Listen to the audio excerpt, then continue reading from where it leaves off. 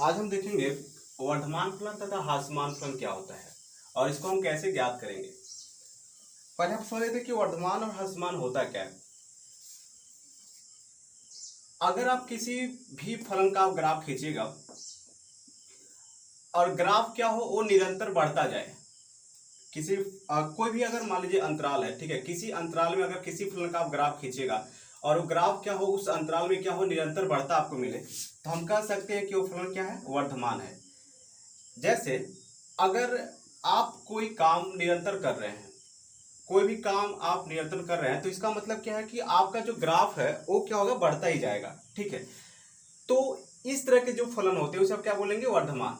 ह्रासमान की बात ऐसे समझ लीजिए, जैसे अगर आपका जो ग्राफ है कोई फलन, जैसे यहाँ पर एक फलन हम डिजाइन कर लेते हैं, जैसे ये वाला जो फलन है आपका, ये ग्राफ क्या हो रहा है, आपका गिरता जा रहा है। ठीक है, जैसे आपका ग्राफ नीचे आता है तो उस फलन को हम क्या बोलते हैं, ह्रासमान। यानी अगर आप किसी भी फंक्शन का, किसी भी फलन का क्या करेगा, ग्राफ खींचिएगा तो जो ग्राफ आपको मिलेगा, अगर ग्राफ में क्या हो, निरंतर वृद्धि हो, तो उसे आप क्या बोलेंगे, ह्रासमान वर्धमान फलन बोलेंगे।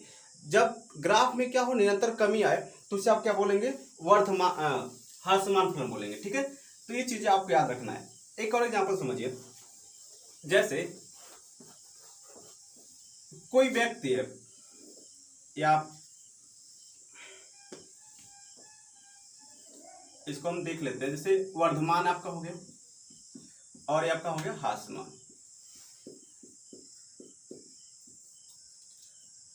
वर्धमान में दो तरह के वर्धमान होते हैं, एक आपका होता है निरंतर वर्धमान,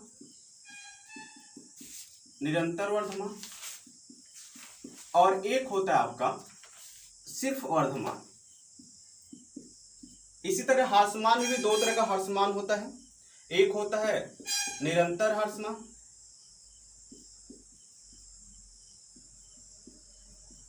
और एक होता है आपका सिर्फ ह्रासमान। अब इसको ग्राफ से समझिएगा। जैसे आप वर्धमान की अगर बात कर लेते हैं, वर्धमान में क्या होगा कि ग्राफ, जैसे आप मान लीजिए, ऐसे समझ लीजिए कि एक दिन आप पे कोई आपको मोटिवेट कर देता है और उस दिन आप लगातार उस दिन क्या करते हैं, 8 घंटे पढ़ाई करते हैं।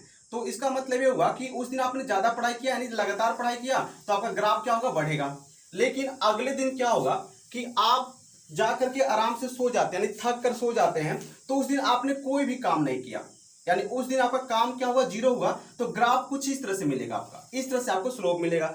तो जब आपने निरंतर पढ़ाई किया तो आपका ग्राफ क्या होगा, बढ़ता गया, यानी आप उस समय वर्धमान की स्थिति में थे। ठीक है, लेकिन जिस दिन आप क्या किए कि कोई भी पढ़ाई नहीं किया, यानी शून्य पढ़ाई किया, तो उस समय आपका ग्राफ में कोई भी इंक्रीजमेंट नहीं होगा, यानी कोई भी परिवर्तन नहीं होगा। तो उस स्थिति को हम क्या बोलेंगे, आप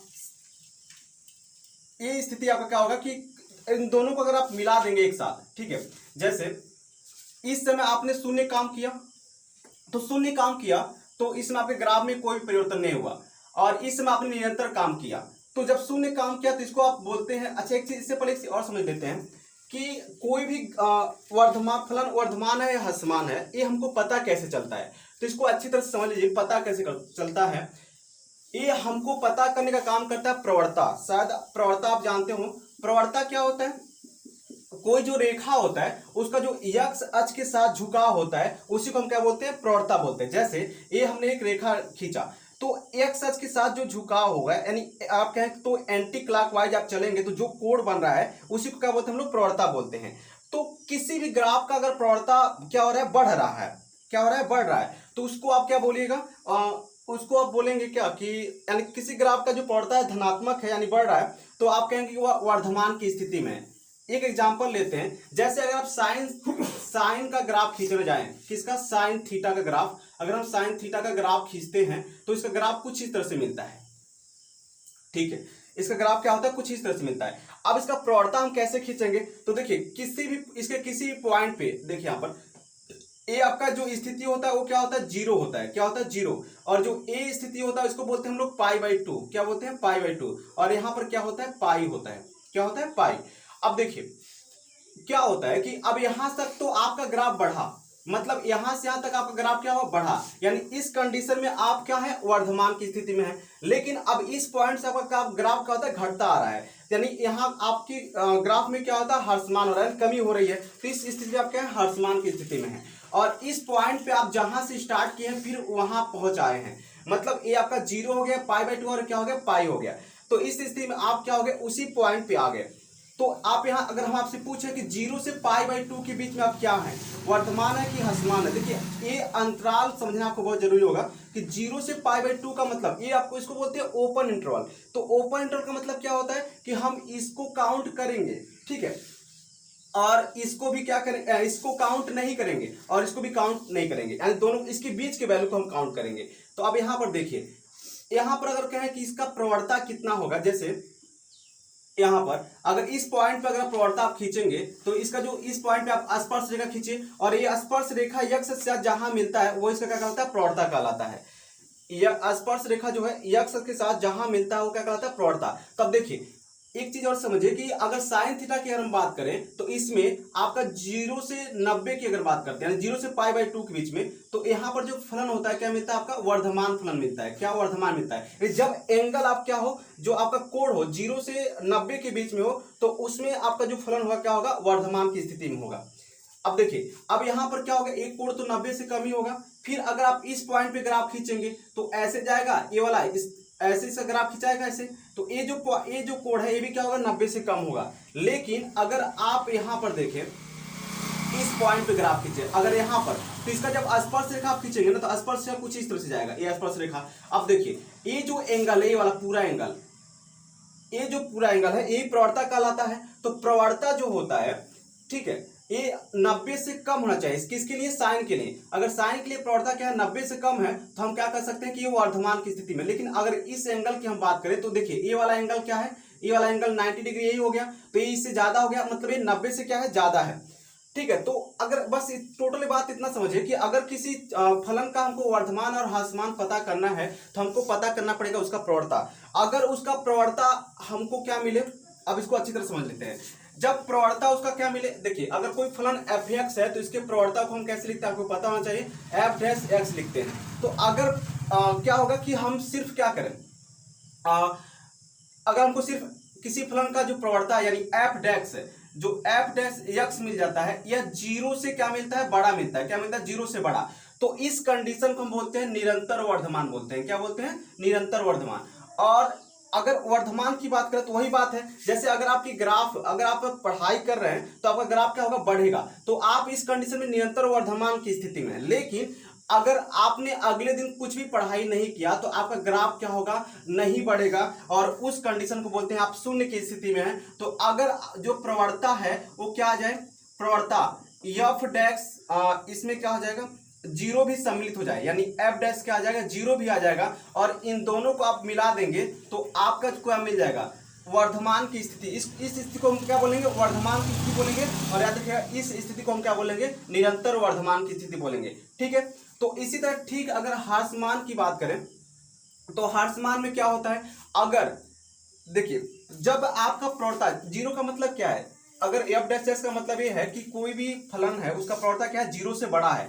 देखिए यहाँ पर f' जो ग्रेटर देन क्या है, 0 है, इसका मतलब ये होगा कि इसका जो प्रवणता क्या है, 0 से बड़ा है, ठीक है। और इसका मतलब क्या होगा कि जो प्रवणता है 0 भी हो सकता है और 0 से क्या होगा, बड़ा भी होगा। ये चीज याद रखिएगा। तो इसका मतलब क्या होगा, पॉजिटिव। अगर किसी का प्रवणता क्या मिल जाए आपको, पॉजिटिव मिल जाए, तो आप समझ सकते हैं अगर सिर्फ पॉजिटिव मिलता है, देखिए 0 ना तो पॉजिटिव होता है, क्या होता है, ना ही निगेटिव होता है। तो अगर सिर्फ पॉजिटिव मिलता है तो आप समझ सकते हैं कि वो निरंतर वर्धमान की स्थिति में है। अगर पॉजिटिव और 0 दोनों मिल जाते हैं तो आप समझेंगे कि वह सिर्फ वर्धमान की स्थिति में है, ठीक है। इसी तरह यहां पर देखिए तो ह्रासमान की स्थिति क्या कहलाएगी, तो अगर देखिए कोई फलन ह्रासमान कब होगा, जब इसका जो प्रवणता है, अगर बात करें निरंतर ह्रासमान की, तो इसकी जो प्रवणता है वो क्या आ जाए, शून्य से छोटा, शून्य से क्या जाए, छोटा, यानी शून्य से छोटा आएगा। इसका मतलब ये हुआ कि वो निगेटिव आएगा। क्या आएगा, निगेटिव। तो अगर किसी का प्रवणता निगेटिव आ जाता है तो उस स्थिति को हम क्या बोलते हैं, ह्रासमान की स्थिति बोलते हैं, ठीक है। निरंतर ह्रासमान की स्थिति बोलेंगे। और ह्रासमान की स्थिति कब बोलेंगे, तो अगर f'(x) एफ डैश एक्स क्या हो जाए भाई, ये आपका छोटा हो जाए जीरो से या छोटा के बराबर, मतलब जीरो के बराबर हो जाए, तो उस स्थिति को क्या बोलेंगे आप, ह्रासमान की स्थिति बोलेंगे। ठीक है, तो याद रखिएगा किसी भी फलन का अगर आपको ह्रासमान और वर्धमान बताना है तो आपको जरूरी क्या है, आप उसका प्रवणता पता करेंगे और फिर उस अंतराल में चेक करेंगे जिस अंतराल में आपको दिया गया है। देखिए एक चीज और समझिएगा, कोई फलन अगर वो किसी अंतराल ए और बी की बात करें, कोई फलन अगर किसी अंतराल ए और बी में वह वर्धमान भी हो जाता है और ह्रासमान भी हो जाता है, यानी वह वर्धमान भी हो जाता है और क्या होता है, ऐसे समझिए कोई भी फलन है, ठीक है, जैसे यहां पर देखिए एक ही अंतराल में क्या हो जाता है, एक ही अंतराल में, जैसे यहां से आप यहां गए, ठीक है कोई बात नहीं, फिर यहां से जब यहां आ जाएंगे तो अगर एक ही अंतराल में जिस पॉइंट से आप चलना स्टार्ट हुए हैं उसी पॉइंट पर आ जाएंगे, जैसे जीरो की स्थिति है तो ये भी किसकी स्थिति है, जीरो की स्थिति है, यानी जीरो पर आ गए, तो उस कंडीशन में जो फलन होगा ना ही वर्धमान होगा और ना ही क्या होगा, ह्रासमान होगा। समझिएगा बात। जैसे अगर हम साइन की ही बात कर लेते हैं, क्या बात करते हैं, साइन की, तो साइन में अगर ये अंतराल हम ले लें जीरो से पाई, साइन में अंतराल ले लेके हम लोग जीरो से पाई, तो साइन जीरो पे जो मान होता है इसका वैल्यू कितना होता है, जीरो होता है, और साइन पाई पे भी मान किसका होता है, साइन का जीरो ही होता है। ठीक है, साइन पाई पे भी मान कितना होता है, जीरो होता है। तो इस कंडीशन में क्या हो जाएगा, इस कंडीशन में हो जाएगा कि यहां भी जीरो मिल गया और यहां भी जीरो, तो एक ही अंतराल में दो बार आपको जब जीरो मिल जाएगा दो बार, तो उस कंडीशन को आप क्या बोलेंगे, ना ही वर्धमान बोलेंगे और ना ही ह्रासमान बोलेंगे। ठीक है, तो ये थे, इतनी सी बात आपको समझना होगा कि वर्धमान कब होगा और ह्रासमान कब होगा। और एक बार और देख लेते हैं कि अगर निरंतर वर्धमान पूछे, सबसे पहली बात आप वर्धमान और ह्रासमान आपको बताता कौन है, तो बताता कौन है, प्रवणता।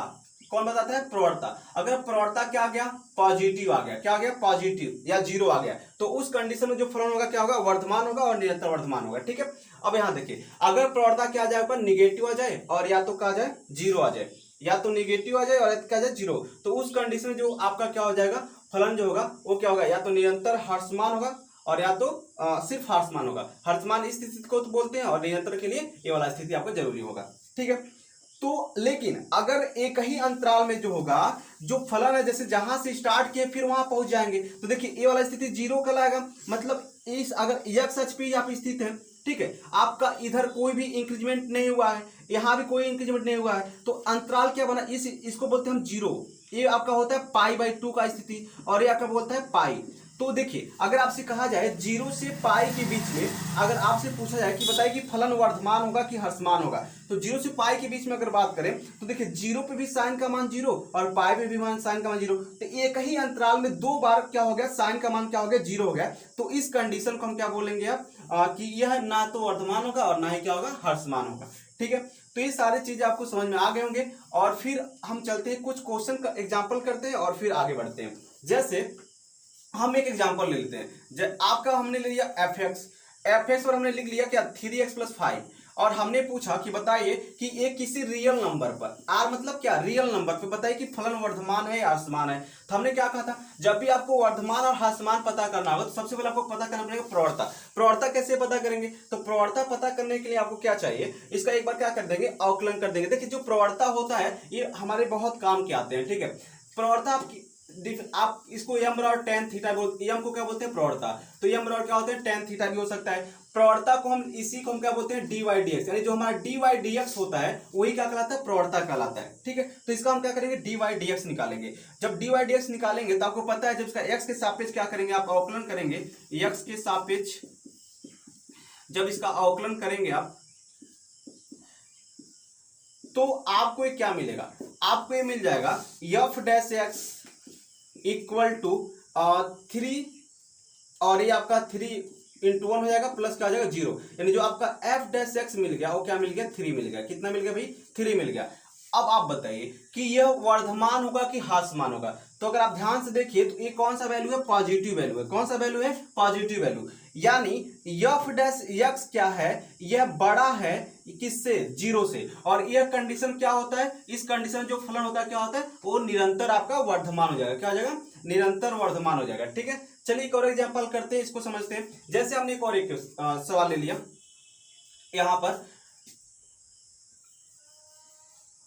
f(x) इक्वल टू हमने क्या ले लिया, f(x) को ले लिया x पे पावर -2 और प्लस कितना, 3 ले लिया। अब बताइए ये फलन जो होगा ये वर्धमान होगा कि ह्रासमान होगा।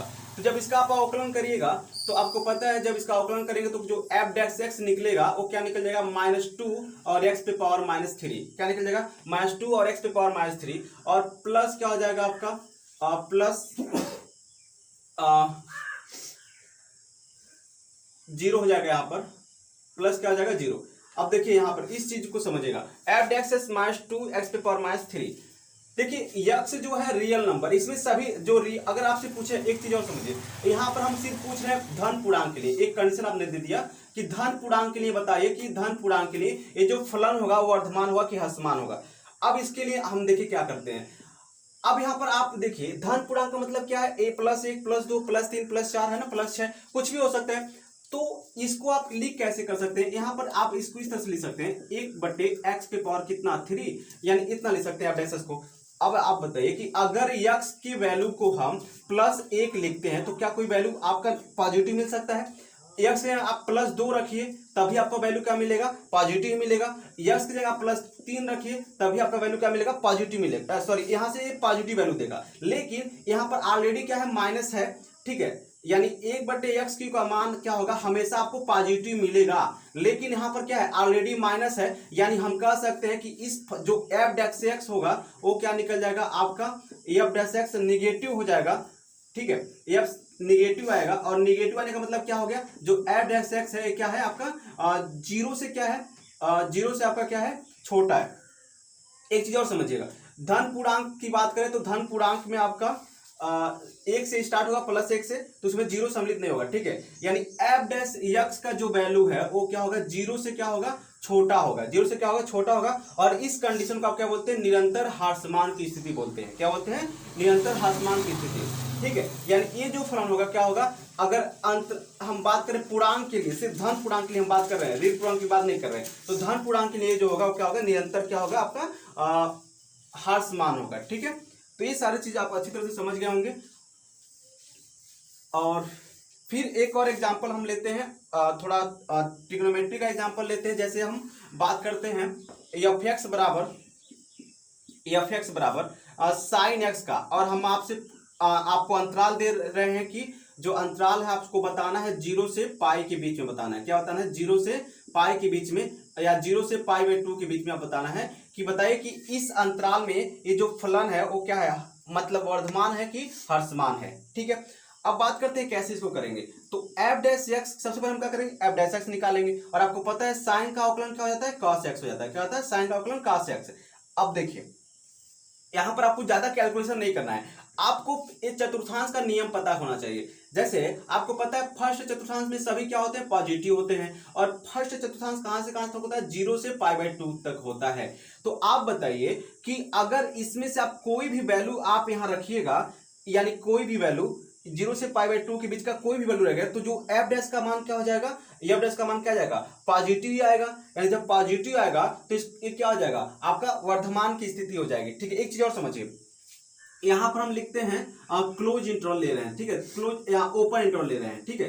तो एक चीज और समझिए, ओपन इंटरवल में दो चीजें होती है, इसको बोलते हैं क्लोज इंटरवल, यानी इसको बोलते हैं क्लोज इंटरवल। इसका मतलब क्या है, इसमें 0 और π/2 है, तो इसमें ए वाला भी काउंट होगा और ए वाला भी काउंट होगा, दोनों काउंट होंगे, दोनों को यहाँ पर रखना पड़ेगा। लेकिन ये ओपन इंटरवल है तो इसमें आप इसको और इसको नहीं रखेंगे, इनके बीच के वैल्यू रखेंगे। जैसे यहाँ पर 30 आ गया, 45 आ गया, इन सबको रखेंगे, लेकिन 0 और π/2 के बीच में नहीं रखेंगे, ठीक है।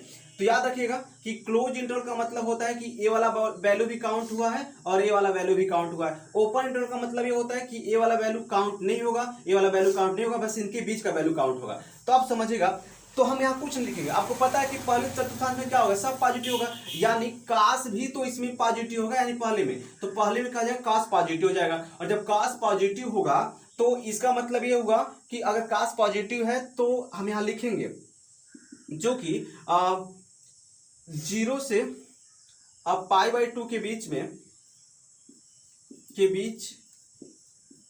cos हमेशा पॉजिटिव होता है। अतः F dash x greater than क्या हो जाएगा, ग्रेटर हो जाएगा आपका जीरो से, एफ डैश एस क्या हो जाएगा जीरो से, यानी पॉजिटिव का मतलब क्या है जीरो से बड़ा, यानी एफ डैश एस क्या निकल गया जीरो से बड़ा निकल जाएगा। ठीक है, एफ डैश एस क्या निकल गया जीरो से बड़ा, और इसका मतलब ये होगा कि ये जो फलन होगा जीरो से पाई बाई 2 के बीच में क्या हो जाएगा, निरंतर वर्धमान होगा। क्या होगा, जीरो से पाई बाई 2 के बीच में क्या होगा, निरंतर वर्धमान होगा। ठीक है, तो उम्मीद करता हूँ सारी चीजें आपको अच्छी तरह समझ में आ गई होंगी। तो आज के लिए बस इतना ही, धन्यवाद।